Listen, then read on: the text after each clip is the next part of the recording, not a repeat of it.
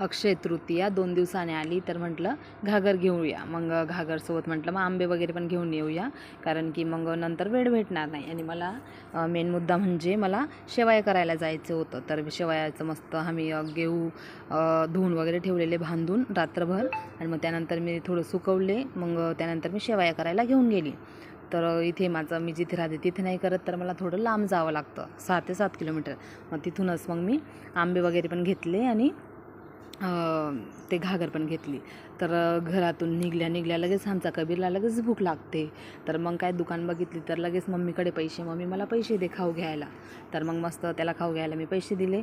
मग तो खाऊ घेऊन आला. मग तोपर्यंत मलाही मिष्टी पण घ्यायची होती, ते माझ्या सासून ते लावतात त्यासाठी. मग त्यांच्यासाठी मी घेतली.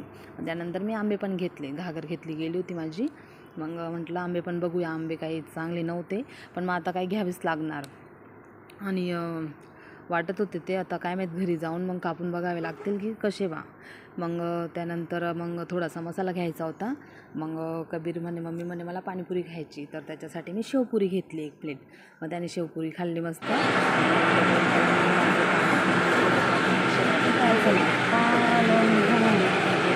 मी ते करून येते, तोपर्यंत तुम्ही माझ्या शेवया तयार ठेवा. म्हटलं मी लांबून आली म्हणून असं.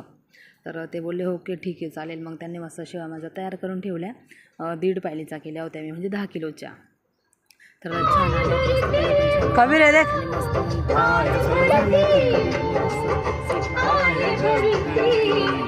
घरी गेलो आम्ही.